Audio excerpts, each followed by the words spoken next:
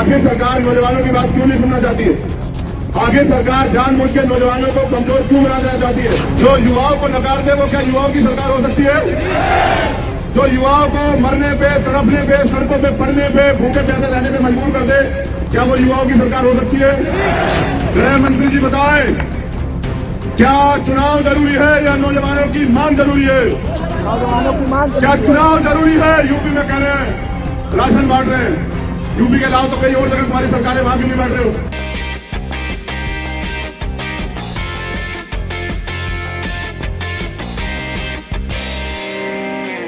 Record आज तक 25वें आंदोलन को किए, जेल भले लगी हो लेकिन हारे नहीं। तो सबसे पहले तो मैं एसएससी जीडी के सभी बच्चों का, अभ्यर्थियों का धन्यवाद करता हूं कि वो अपने हक की लड़ाई के लिए आए। फिर मैं दिल्ली की पूरी टीम का, उन सारे साथियों का बिना नाम लिए जो मेरे आदेश के बाद उस दिन से आज तक मेहनत कर रहे हैं, घर परिवार छोड़ के आंदोलन को सफल बनाने का काम कर रहे हैं। देखिए, मैं एक बात और स्पष्ट कर दूं, दिल्ली के लोग मुझे जानते हैं, प्रशासन के लोग, मैं चाहता तो इस भीड़ को वहां तक नहीं कर सकता था। ये बस मेरे एक स्टेटमेंट की देर थी, लेकिन मैंने सिर्फ दिल्ली के लोगों को इसलिए अपील की क्योंकि पूरे देश में जगह जगह पे इलेक्शन चल रहे हैं, कार्यकर्ता वहां भी तैयारी कर रहे हैं। लेकिन मैं उम्मीद के साथ जो है ना, पिछली बार समय देके गया था कि सरकार जाग जाएगी और सरकार को जागना भी पड़ेगा, ये भी सोचने की बात। अभी मुझे आप लोगों से बात करनी, जो लोग यहाँ बैठे हुए,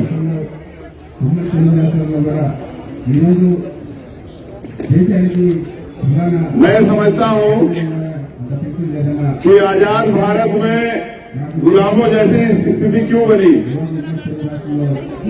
एक वो भारत था जब हम अंग्रेजों के गुलाम थे, तब हमें अपने अधिकारों के लिए लड़ने का अधिकार नहीं था, तब हमें अपने हिस्से की लड़ाई लड़ने के लिए अधिकार नहीं थे।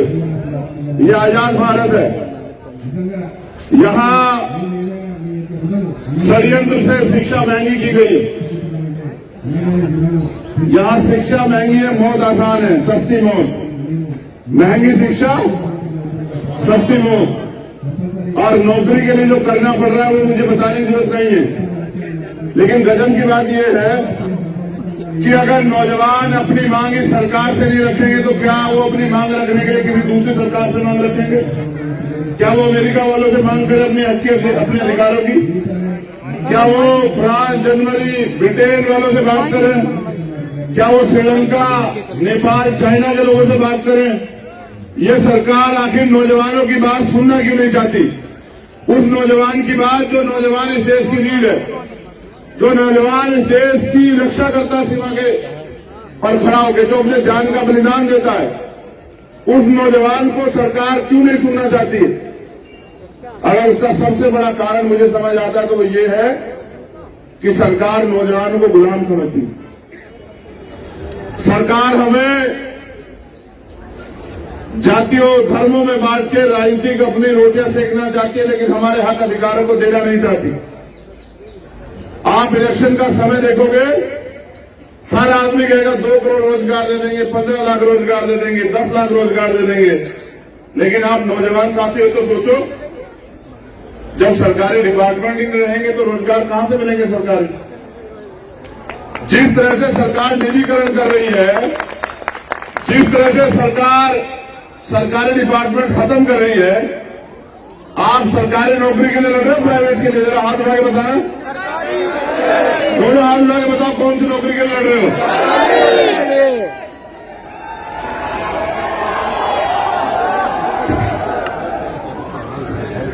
लेकिन जब सरकारी डिपार्टमेंट में रहेंगे तो सरकारी नौकरी कहां से मिलेगी भाई? सरकार अब बैंकों में पीछे पड़ी है, उससे पहले LIC के पीछे थी, एयर इंडिया के पीछे थी। सरकार एयरपोर्ट बेच रही है और तमाम तरह की चीजें जो सरकार डिपार्टमेंट सरकार बेच रही है। आखिर सरकार को नौजवानों से इतनी नफरत क्यों? आखिर सरकार नौजवानों की बात क्यों नहीं सुनना चाहती है? आखिर सरकार जानबूझ के नौजवानों को कमजोर क्यों बना देना चाहती है?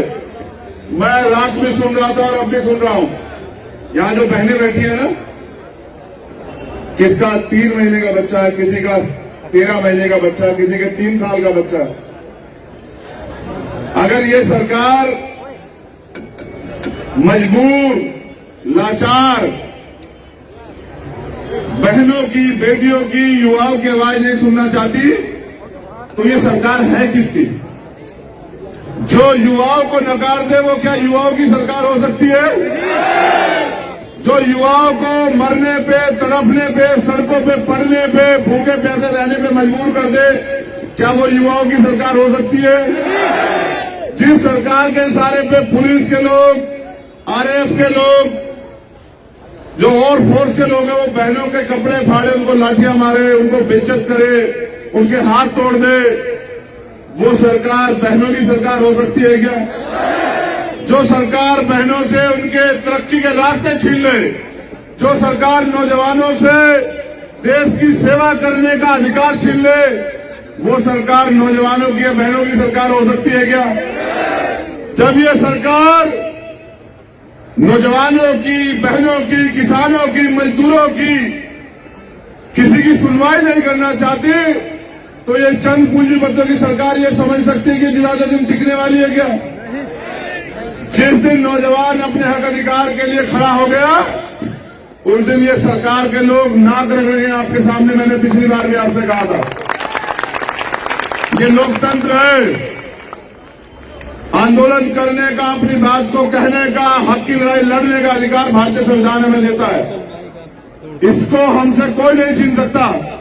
लेकिन मैं ये भी बता दूं कि अगर सरकार हमारी मांग नहीं सुनेगी, सरकार हमें मजबूर करेगी, तो हमें आंदोलन को और ताकतवर बनाना पड़ेगा। हमें सरकार को बताना पड़ेगा कि जो नौजवान देश की रक्षा के लिए प्राणों का बलिदान दे सकता है वो अपने हक अधिकार के लिए लड़ भी सकता है और वो अपने हक अधिकार के लिए इस निकम्मी, झूठी, युवा विरोधी, महिला विरोधी सरकार को सबक भी सिखा सकता है। गृह मंत्री जी बताएं, क्या चुनाव जरूरी है या नौजवानों की मांग जरूरी है? नौजवानों की मांग जरूरी क्या है। चुनाव जरूरी है? यूपी में कह रहे हैं राशन बांट रहे हैं। यूपी के अलावा तो कई और जगह तुम्हारी सरकारें, वहां क्यों नहीं बांट रहे हो? यूपी में इलेक्शन है, चुनाव में वोट खरीदने हैं, गरीबों को, बेबसों को कमजोर बनाना है। उनके हक अधिकार, वोट जो है उनकी सबसे बड़ी ताकत, वो ठगनी है पैसे पे या उपहार देके या राशन पे। इसलिए आप वहां राशन बांट रहे हो। आपको 11 महीने से सड़क पे लड़ते हुए बहनें और भाई नहीं दिखाई दिए आपको? क्या गृह मंत्री जी आपको इन बेबस बहनों की चीखें, आवाजें नहीं जाती है? वो भी कहे मैंने हमारे सामने कहें कि परिवार के लोग भी टूटने लगे। मैं ये कहना चाहता हूं कि टूटो मत, किसानों से सीख लो। 750 किसान बलिदान हुए, हजारों लोगों ने जेल काटी और 1 साल से ज्यादा समय वो लड़ते रहे। बारिश आई, ठंड आई, धूप आई, तमाम तरह की परेशानी आई। उनको अपराधी कहा गया, उनको नक्सली, खालिस्तानी, पता नहीं क्या कहा गया। उनका दोष ये था कि वो अपने अधिकारों के लिए लड़ रहे थे।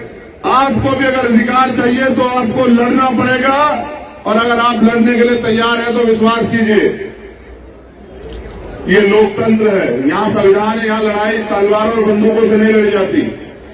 आज पुलिस आपको लाठी मारे, गोली मारे, आज आप पलट के जवाब नहीं देंगे, लेकिन सरकार को दिखा देंगे कि क्या तो वर्दी चाहिए या फिर अर्थी चाहिए।